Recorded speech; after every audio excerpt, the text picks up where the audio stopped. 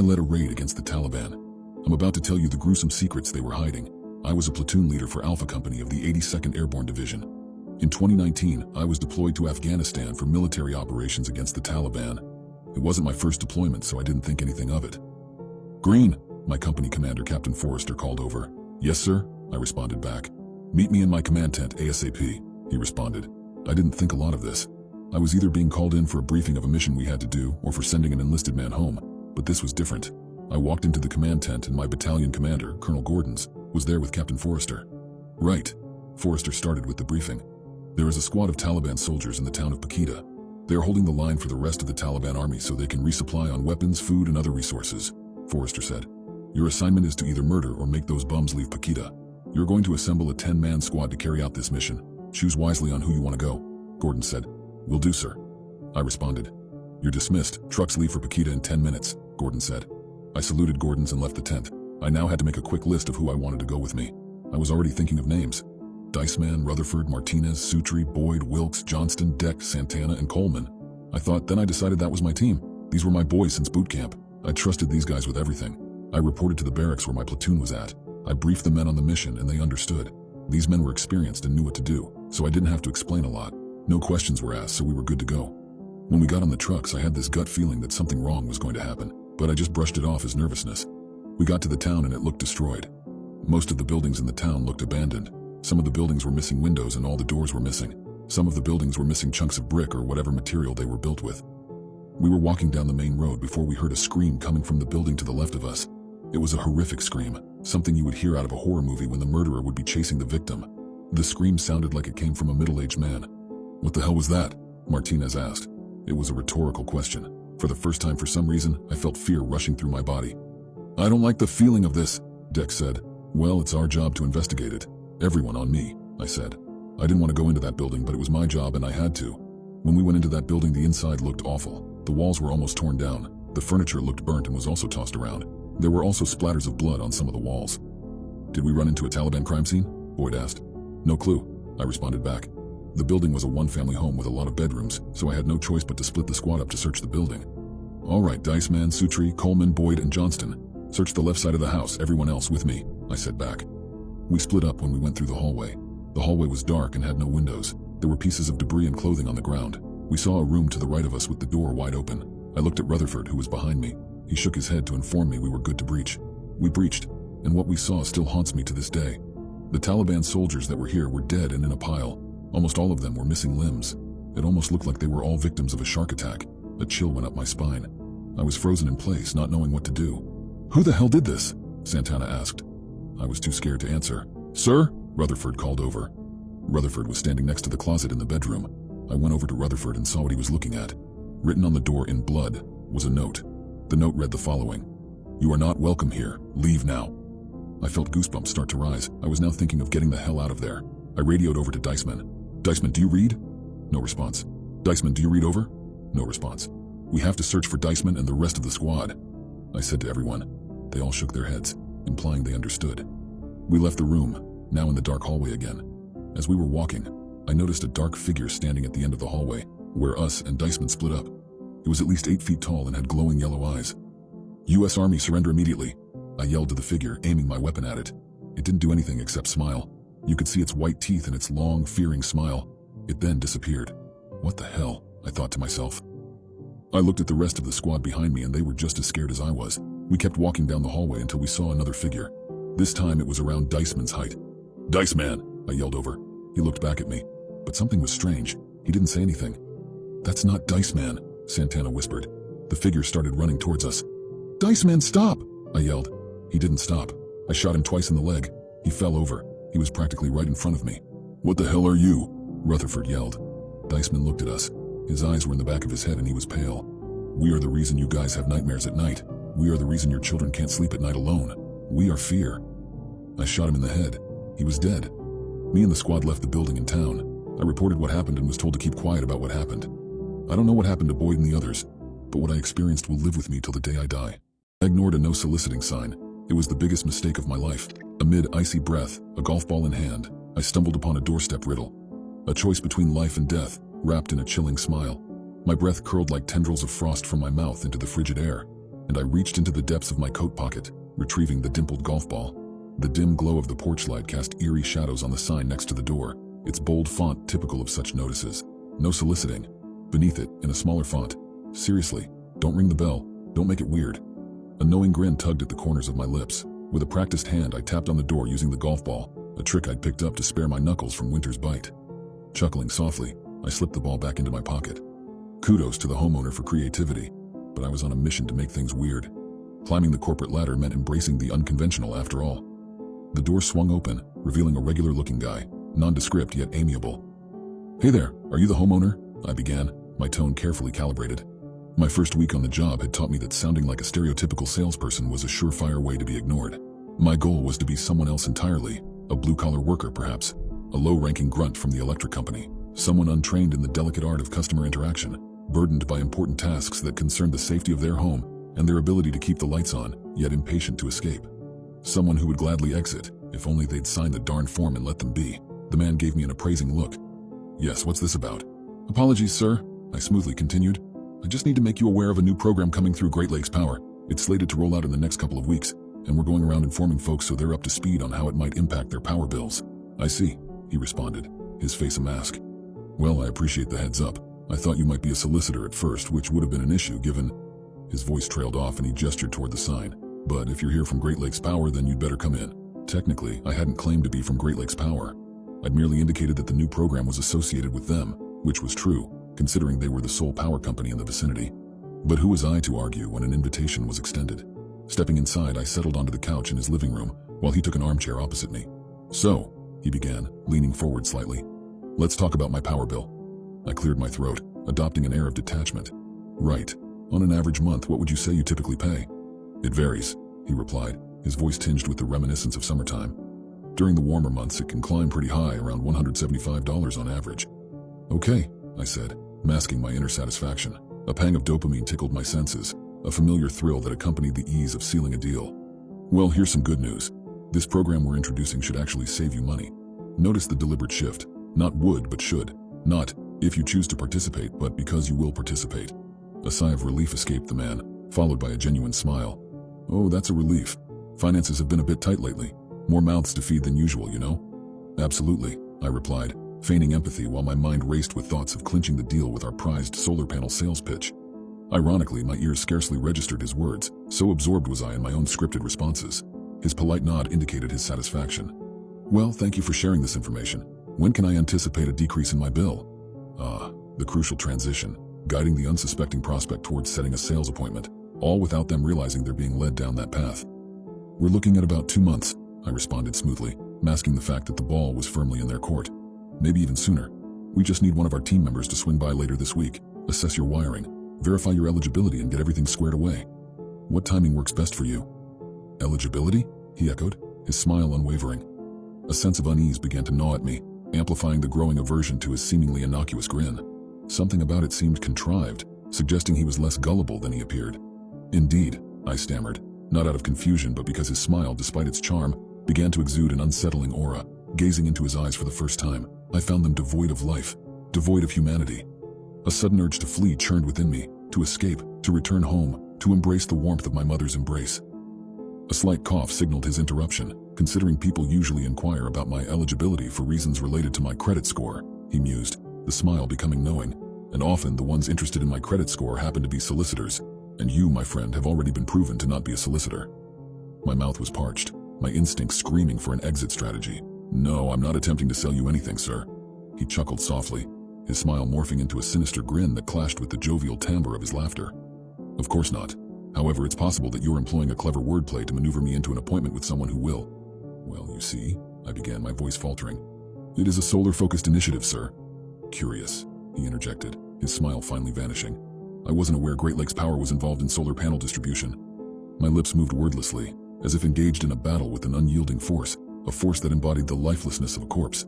"Unless, of course, you're not affiliated with Great Lakes Power at all," he continued, his smile absent now, "which would imply that you've misled me."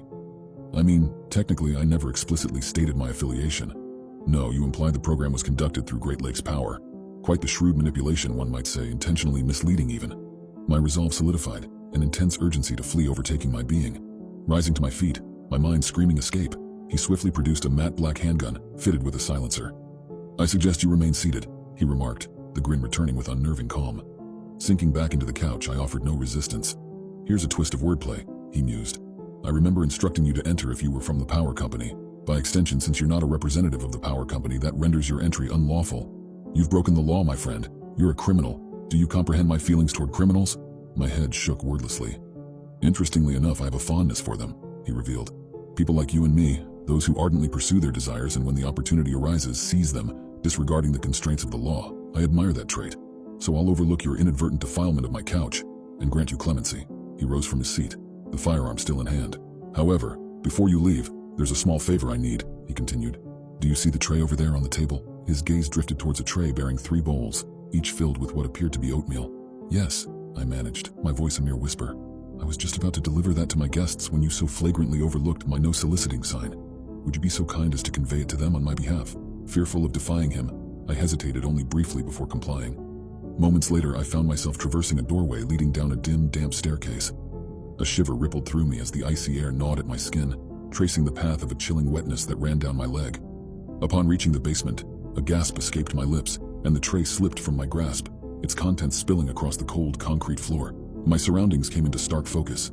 A small, grimy room housing 3 emaciated figures, shackled to grimy mattresses. One was missing multiple fingers, another an entire hand. Their countenance radiated not just despair, but a profound, enduring hopelessness. The stench of misery hung heavy in the air. "I apologize, gentlemen," the man chimed in, following me down the stairs. "It seems our new solar sales associate has had a bit of an accident. A regrettable occurrence, as I'm sure you were eagerly anticipating your first meal in 2 days." Overwhelmed, my eyes welled up with tears. "Look at him," the man addressed his captives, his tone laced with mockery. "He's the one who ruined your meal, yet he's the one shedding tears. Quite the audacious salesman, isn't he?" The atmosphere, once filled with levity, now took on a twisted, macabre quality. His demeanor retained its facade of mirth, but I detected a nuance, a hint that his enjoyment was merely a ruse. "Perhaps one of you should teach our friend a lesson," he mused, savoring the anticipation. "I do have a penchant for tales of retribution." With those words, he produced another handgun from his pocket, tossing it casually within reach of his shackled captives. "One condition," he elucidated, his tone deceptively light. "Aim it at me and I end your existence. Yet for the one among you brave enough to end our solar salesman's life, I'll grant you immediate freedom."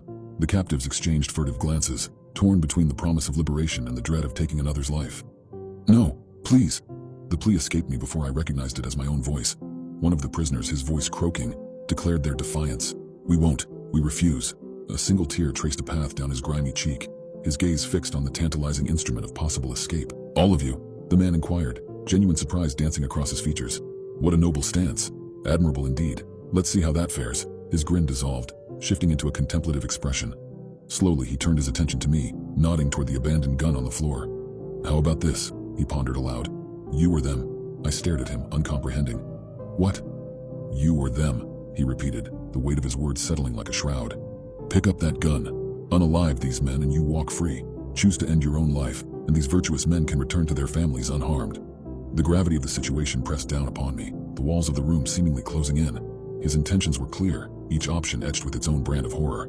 Decisions, he mused, his gaze fixed intently on me. "Make your choice, and let fate unravel." The words hung heavy in the air, a sinister resonance echoing through the dimly lit basement. My mind whirled, trapped within the claustrophobic grip of his perverse ultimatum. The smothering silence was punctuated only by my ragged breaths and the distant haunting cries of the forsaken.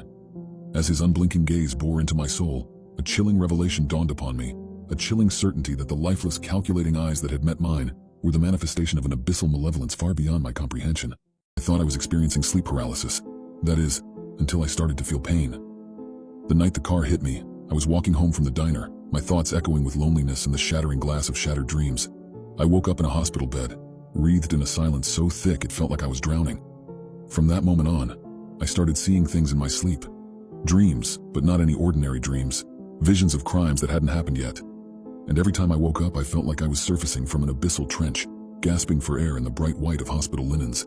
Each dream was beyond traumatizing. The scenes played out in murky colors. The emotions ran high in shades of crimson and obsidian. Violent acts would unfold in a nauseating spectacle, and I was the unwilling witness. A woman with cascading raven black hair being chased in a dark alley, a convenience store clerk about to be robbed, a hit and run just around the corner from my home. Each vision was more vivid and terrifying than the last. At first I thought these nightmares were side effects of the medications they were pumping into my veins. But the dreams didn't stop when I was discharged. I took my fragmented sleep and my shattered sanity home, trying to piece myself back together in the echoing silence of my apartment. I told my therapist about the dreams. Her brows knitted in concern. She suggested they were a subconscious manifestation of my trauma, assuring me they would cease with time. But they didn't. They got worse. The crimes I saw began materializing in the real world.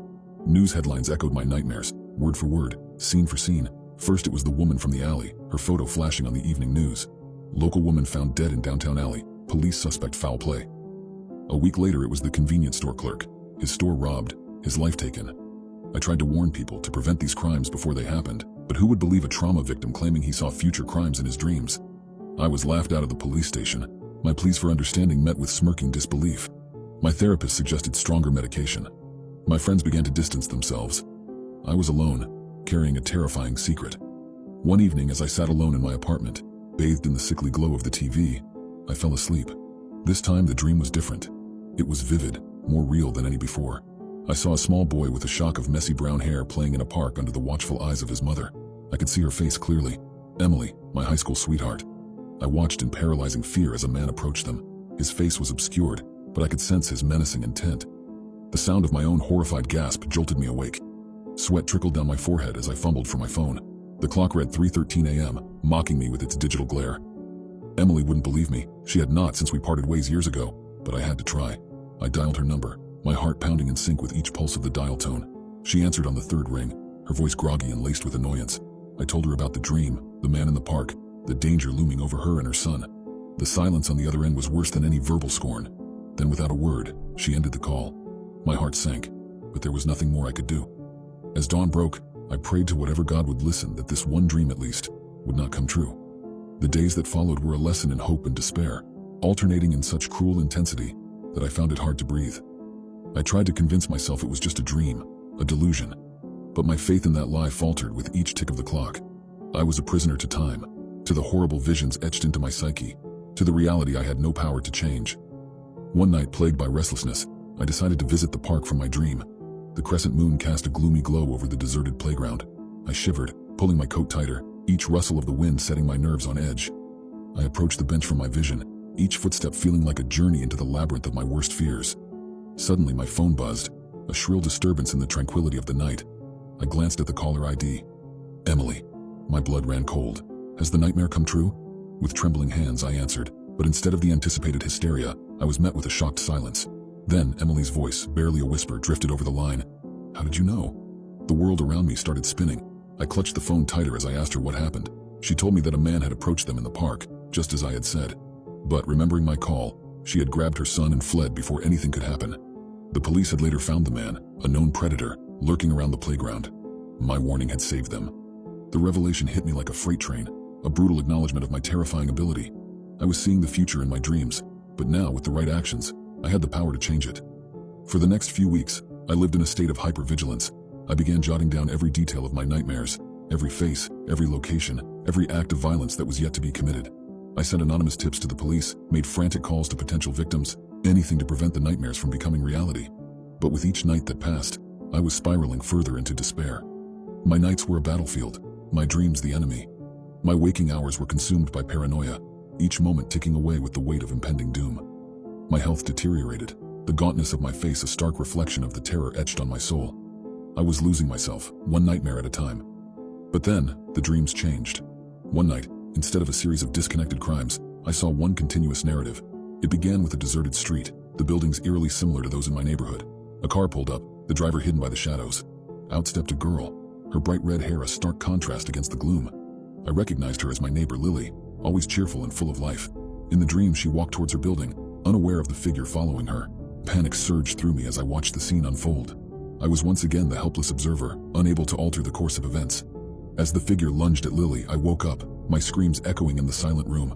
In the harsh light of dawn, I found myself at a crossroads. My responsibility was clear. I had to warn Lily, but after Emily, could I convince someone again? Would Lily believe my crazy story? I had no choice. I couldn't just stand by and let another nightmare come true. Battling my self-doubt, I decided to approach Lily. She was surprised to see me at her doorstep, a living ghost from next door she barely knew. My tongue felt heavy as I tried to explain, my words sounding ridiculous to my own ears. But I pushed through. my determination fueled by the vivid image of her terror-stricken face from my dream. Her reaction was one I had expected yet feared. Disbelief painted over her features, her eyes narrowed with suspicion and perhaps a hint of fear. I couldn't blame her. How could she believe such an outrageous claim from a stranger? And yet, I pleaded with her, desperation making my voice quaver. But she politely shut the door on my face, leaving me alone with my failure. The next few days were agonizing. Each time I saw Lily leaving the house, a pang of dread stabbed my heart. The world felt out of focus. Time lost its meaning. I couldn't sleep, couldn't eat, couldn't breathe without the specter of the nightmare looming over me. Then one night it happened. Lily didn't come home. Her apartment remained dark, and fear knotted in my stomach. I rushed to the police, my frantic words forming a garbled plea for help. The police didn't believe me at first, attributing my terror to anxiety and stress. But the next morning, Lily was officially declared missing. The disbelief in the officers' eyes turned into shock, then a grim determination as they began their search. Days turned into a nightmarish blur. The entire neighborhood was in an uproar, and the police were searching every corner, every alley. The dreams had stopped, and for once I wished they would come back, give me a clue, a way to find Lily. But I was left in the dark, a spectator in my own life. Then one night, out of nowhere, a new vision flashed before my eyes. I was standing in an old warehouse, damp and dilapidated. There on the cold concrete floor lay Lily unconscious, her red hair spread around her like a halo. I woke up gasping, my heart pounding in my chest. This was it. This was where she was. With renewed vigor I ran to the police station detailing my dream. The officers exchanged skeptical glances but decided to entertain my claim, desperate for any leads. They found the warehouse just as I had described, in an isolated part of town. Inside they found Lily, unconscious but alive, just as I had seen. The relief that washed over me was indescribable. Lily was safe, and the predator was soon apprehended. But with that relief came a chilling realization. The dreams, the nightmares, they were a part of me. A terrible gift, a morbid legacy. From that day forward, I became a reluctant sentinel, a silent guardian. Each night I would descend into my own personal hell, watching horrors unfold before my eyes, horrors that were yet to come. But in the face of such terror, I found purpose. I was saving lives, altering destinies. It was a burden, yes, but one I was willing to bear. As the sun set, I knew the nightmares awaited, yet I welcomed sleep, ready to face the specters of the night. They were my demons, my saviors, my reality. And as I closed my eyes, I realized this was my life now. A life lived in the shadows of the future, forever poised on the edge of horror and hope. After all, we're all prisoners of our own minds, but only some of us have the key. Someone is impersonating my family. Today I finally confronted them. I'm a nurse and I'm currently working the graveyard shift. It's a total drag, but I'm hopeful I can leave 2 days earlier since some coworkers are already planning their retirements. Anyway, I was working one night when just after 3 a.m., my son's monitor alerted me to sound and movement. No big deal at all. He probably coughed loudly or sneezed or something. He's 3 now, so he generally sleeps all night. I bring it up on my phone, and I see him and my wife sitting on the bed. Again, no big deal. He might have cried out or gotten scared or something. I was about to close the app when I noticed they were acting strange, almost creepy. And when I say almost creepy, I mean creepy as balls. They were sitting on the bed together, both of them just staring up at the camera with blank, emotionless stares. The night vision is black and white, so they had white, eerie-looking eyes. They didn't move at all aside from their visible breathing. They just sat there staring at the camera. I closed the app and gave my wife a call to make sure everything is okay. I never got to call home for lunch, so in a way this was kind of nice to get to talk to my family while at work. It rang a couple times before she answered with a very groggy, "Hello?" It was like she was dead asleep when I called and she looked wide awake when on the camera. "Hey, you guys okay?" "Huh? Yeah. Buddy, my son's nickname, came in like 15 minutes ago. Seemed scared, so I said he could sleep with Mama." I was confused here since I saw them in his room a minute ago. Literally 60 seconds had passed since I closed the app and made the call. "Wait, so you guys are in bed?" "Yeah, I fell back asleep right away. Everything okay? Everybody keeps waking me up." She's kind of annoyed. "Hang on a sec." I put her on speaker and bring up the app, hoping I don't see it. When the app loads, I get that pang of intense nervousness in my stomach that I haven't had in a long time, since I was a kid in school and realized while I was eating breakfast a paper or something was due that day, and I hadn't done it. My heart leaps into my throat. My wife and son are sitting on his bed looking up at the camera, same emotionless stares. "Hello? You guys are in bed, right?" "Yeah, we're trying to sleep." "Well, I'm looking at his camera and I see you two sitting on his bed." "Huh? No, we're in our bed." "I know that's what you mean, but I'm looking at his bed and you two are in there." "Hang on," she says. She's quiet for a sec while she brings up the camera on her phone. I hear this guttural, terrified gasp, like she had sucked all the air in the room into her lungs, filling them to capacity. I haven't heard anyone gasp this intensely. I heard some sheets rustling, then the line went dead. Of course, now I'm absolutely terrified myself, so I immediately called back. It goes to voicemail, so I called again. I called again and again with no answer. Finally, after about 4 minutes, she called me, although those 4 minutes felt like 40 years. "Hey, what the hell is going on?" I ask. She's absolutely hysterical and crying. I can't understand a word she says. "Stop. Slow down for just a second," I say. She slows down enough to explain they're in the car and driving to her parents'. She looked at the camera, and when she saw what was on it, she got up and grabbed our son and rushed downstairs and out the door. Didn't even close the garage. "Don't worry about it," I said. "I'll drive by when I get off and close it." We live in a generally safe neighborhood, so I'm not too concerned the door is up. "You will not go in there," she says. "Hell no," I returned. "Why are we on the camera?" she asked. "Is it a recording?" "I don't know," I returned. "I'm gonna keep watching it and see if there's anything I can tell. Do our code words with Buddy." We have code words because we're nerds. We've seen too many pod people and imposter movies. So we decided a long time ago to come up with some code words with each other to be able to tell if someone was impersonating us. We have a few code words, but we also have a 3-sentence story that we recite together, each saying a different part slightly different from each other. I hear her on the phone saying the things we taught our son. He giggles as he says them. He does every time we practice, since he thinks they're a joke and doesn't have any idea of the real meaning. We're both convinced he's our son. My wife then says our part, and I'm convinced she's her. We made up these words as a complete joke to ourselves. I never once in my life ever imagined we'd actually need them. Unreal. She got to her parents safely, and it was hard to hang up. I told her we'll figure it out in the morning, hopefully just a glitch. She said she didn't think it was a glitch. When she was running out, she had to run to our son's room, and the door was open. There's a little flashing light on the back of the camera that indicates it's connected to the internet. It gave off just enough light that when she ran by, she thought she saw, out of the corner of her eye, a shadowy outline of what could have been an adult sitting on our son's bed. It sent chills down my spine just thinking about it. Knowing that they were safe and out of the house was the only thing that kept me at work that night. It was a long 4 hours, but I kept checking the camera every chance I got.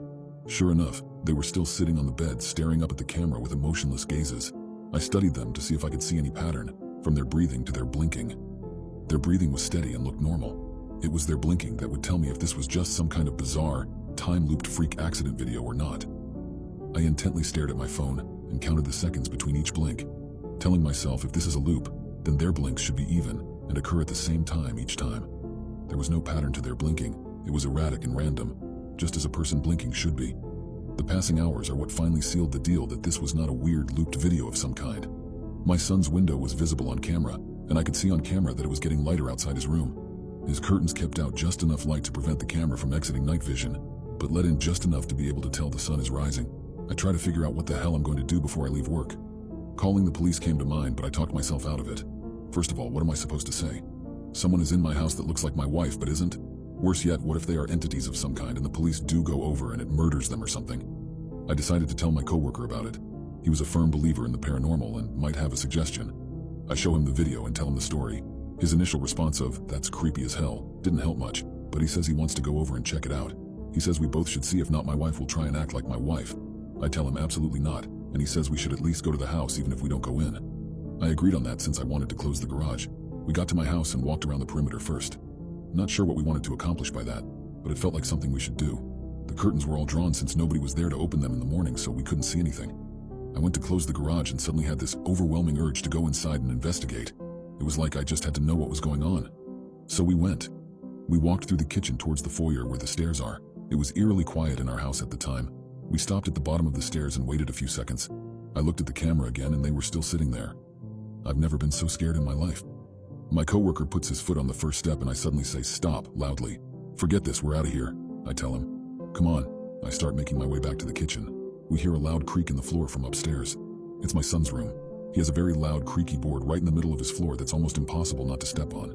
My wife is still deciding if we ever want to fix it because it will alert us if he's ever up to no good when he gets older trying to sneak out or something.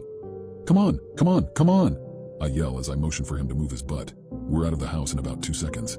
Out on the street I check my phone.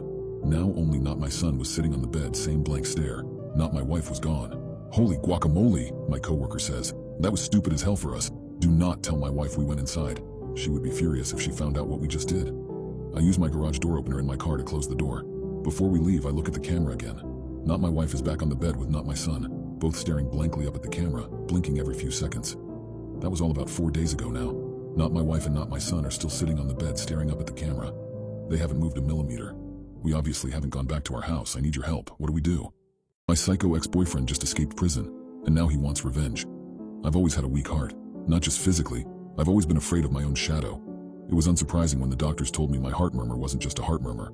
A year of tests, a year of therapy, constant trips to the hospital, and I was finally told that it had all been for nothing. My poor weak heart wouldn't last till Christmas. It's a strange thing being told that you're dying. I didn't come to terms with it at first. I drank and I spent my money. I did reckless, stupid things because I was so damn scared. Then I got the news that a young woman called Laura had been declared brain dead and that I, the lucky chosen one, would be getting a brand new heart a week later. I drove to the hospital slowly, carefully, and readied myself for the ordeal that was to come. As I was laying in bed last night, the thought of Laura swirled around in my head and it wouldn't leave me alone. It was like her name was in flashing lights every time I closed my eyes. It was wrong, I know it was, but I had to see the woman who was giving me her heart. It didn't feel right not to put a face to the one who was saving my life. I knew her name, I knew what ward she was staying on. I had overheard the two nurses discussing it. I wandered down the meandering hallways until I found what I was looking for, taking my time, making sure I didn't miss any names. I guess I had time on my hands now. In the second to last room, she lay in bed. A woman sat on the bed next to her, holding her hand, and my own weak heart stuttered. "Excuse me." I had no idea what to say to her. "I'm Jenna. I'm the person that's having the heart surgery tomorrow." What I assumed was Laura's mother stood up, and I could tell from the look in her eye that she knew who I was. "Thank you for visiting.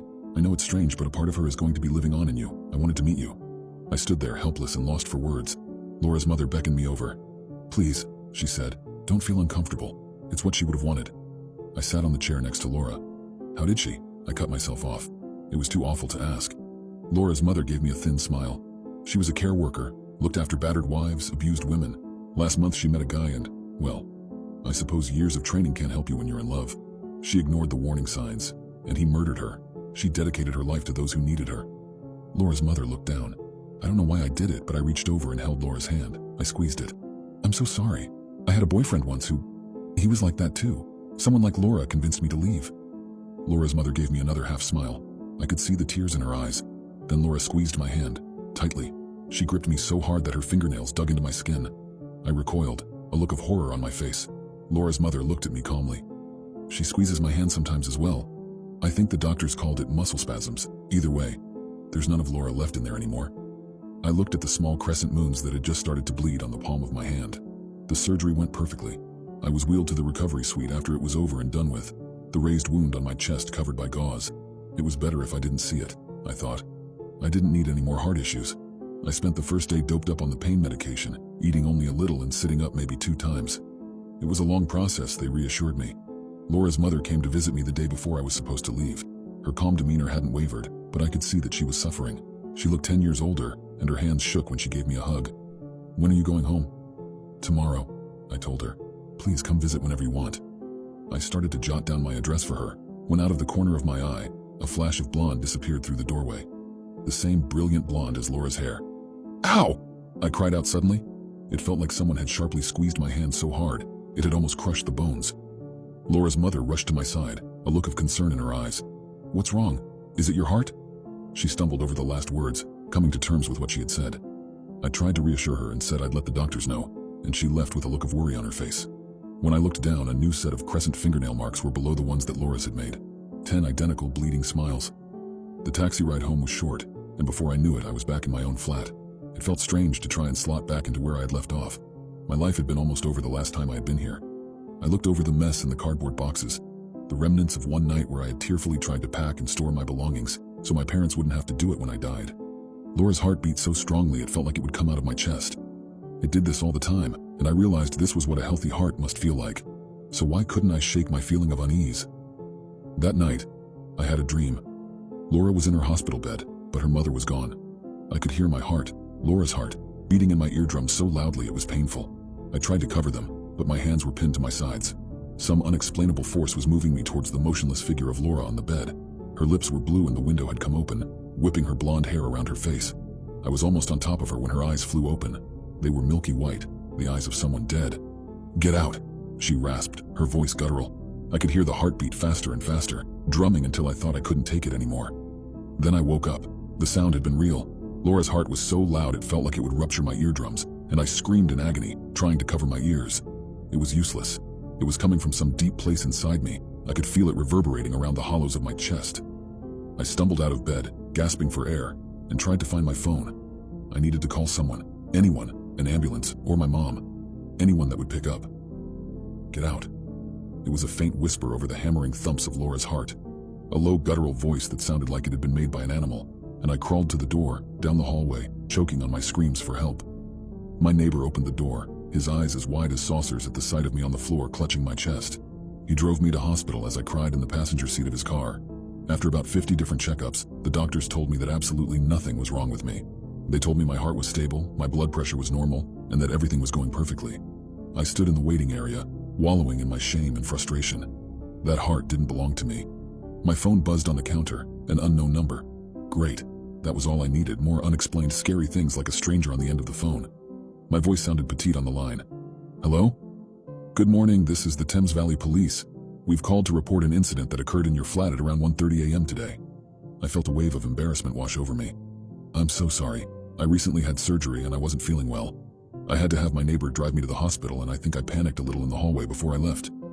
There was a small silence on the other end of the phone. I'm afraid this is something you might want to be sitting down for. I felt Laura's heartbeat, strong and calm. There was an incident of forced entry by Mr. Samuel Matthews. According to our police records, he's your ex-partner, and you filed a restraining order against him in September 2017. My blood ran cold. I did. He's in police custody. We found an automatic weapon on him, and we believe he had the intent to harm you. We have an officer currently stationed at your flat who can fill you in depending on how long your hospital stay will be. I thanked him and hung up the phone. For a moment, I leant against the wall, the horror slowly spreading over me. If I had been in my flat 10 minutes later, he would have found me. Laura's heartbeats filled my ears again, but now they were gentle, calming. Her mother said she dedicated every part of her to helping those who needed it.